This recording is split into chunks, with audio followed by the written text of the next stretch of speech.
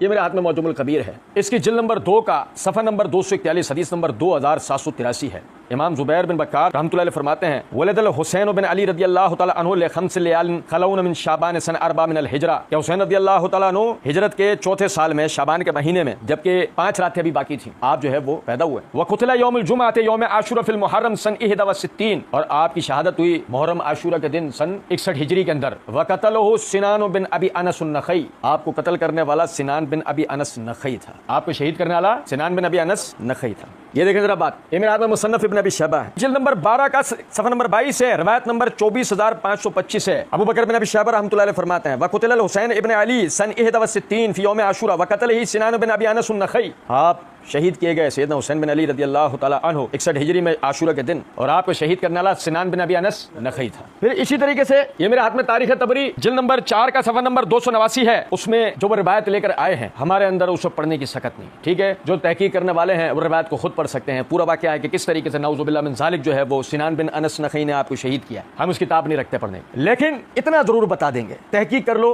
रावी तफसील का जो रावी है लूत बिन यहया अज़दी अबू मिख़नफ़ है। लेकिन हमें एक दूसरी रिवायत इसी यानी कि सफ़ा नंबर 278 पर वो रिवायत है कि शहीद किस तरह के, नाउज़ुबिल्लाह। 289 के ऊपर रिवायत है कि लोगों ने सिनान बिन अनस से कहा, तूने अली के साहबजादे नबी के नवासे को शहीद किया, अरब में सबसे बड़े मर्तबे के शख्स को तूने शहीद किया। सुनो जरा बात, कहने लगा वो, उसने एक शेर पढ़ा जवाब में, जिसका तर्जुमा यह बनता है, मेरे ऊंटों को चांदी सोने से लदवा दो, मैंने बुलंद मर्तबे वाले हाकिम को कत्ल किया। नाउज़ुबिल्लाह। मैं बताना ये चाह रहा हूं, ये है वो मरदूद शख्स जिसने सैयदना हुसैन रदियल्लाहु ताला अन्हु को शहीद किया। और ये ना कोई सहाबी है, ना किसी सहाबी का बेटा है। लुत्फ की बात है, कूफी है, वही कूफी जिनके लिए पहले दिन से हमारा मुकदमा है कि सैयदना हुसैन को शहीद करने वाले कौन है, कूफी। और सुनिएगा जरा बात, ये मेरे हाथ में अल बिदाया व निहाया तारीख इब्न कसीर जिल्द नंबर 8 का सफ़ा नंबर 1082 है। वही सिनान बिन अनस वाली रिवायत हाफिज इब्न कसीर रहमतुल्लाह अलैह ने नकल की है। लेकिन उसके बाद हाफिज इब्न कसीर रहमतुल्लाह अलैह ने 2 और रिवायात भी जिक्र की। पहला कि आपकी बहन ज़ैनब वो उमर इब्न साद के पास आकर कहने लगे, ए उमर क्या तू पसंद करता है अबू अब्दुल्ला, हुसैन रज़ियल्लाहु अन्हु की कुनियत, क्या अबू अब्दुल्ला तेरे देखते देखते शहीद हो जाएं? बस उसकी दाढ़ी पर उसके आंसू बह पड़े और उसने अपना चेहरा फेर लिया, उसने अपना चेहरा। रावी वही अबू मिख़नफ़ है, लेकिन हम कहते हैं नजर अपनी अपनी, पसंद अपनी अपनी। हमारे नजदीक तो ये रिवायत भी साबित नहीं है, क्योंकि बयान करने वाला वो भी वही अबू मिख़नफ़ है। लेकिन उसके बाद आगे देखें, हाफिज़ इब्न कसीर रहमतुल्लाह अलैह ने सिनान बिन अबी अमर बिन अनस नखई उसके कातिल होने का रिवायत बयान की, उमर इब्न साद का ये जिक्र कर दिया। आगे हाफिज़ इब्न कसीर रहमतुल्लाह अलैह क्या कहते हैं कि बाज लोग कहते हैं मज़हज के एक शख्स ने आपको शहीद किया, और बाज कहते हैं कि उमर बिन साद बिन अबी वकास ने आपको शहीद किया, मगर इनमें से कोई बात भी दुरुस्त नहीं है। उमर सिर्फ उस दस्ते का सलार था जिसने सैयदना हुसैन रज़ियल्लाहु अन्हु को शहीद किया था। और पहला ही कौल ज्यादा मशहूर है क्या, कि सिनान बिन अबी अमर, सिनान बिन अनस नखई ने आपको शहीद किया। और सुने, ये मेरे हाथ में उस्दुल गाबा है, इसकी जिल्द नंबर 1 का सफ़ा नंबर 570-571 है। इमाम इब्न असीर जज़री रहमतुल्लाह अलैह फरमाते हैं, सैयदना हुसैन रज़ियल्लाहु अन्हु को सिनान बिन अनस नखई ने शहीद किया है। सैयदना हुसैन को सिनान बिन अनस नखई ने, और बाज़ लोग कहते हैं शिमर बिन ज़ुलजोशन ने शहीद किया है, और खौली बिन यजीद असबही ने आप पर हमला किया, और बाज़ लोग कहते हैं उमर इब्न साद ने उन्हें शहीद किया है। मगर इनमें से कोई बात भी सही नहीं है। सही यही है कि सिनान बिन अनस नखई ने उन्हें शहीद किया। ये हम नहीं कह रहे, ये कौन कह रहा है? ये मुहद्दिसीन कह रहे हैं।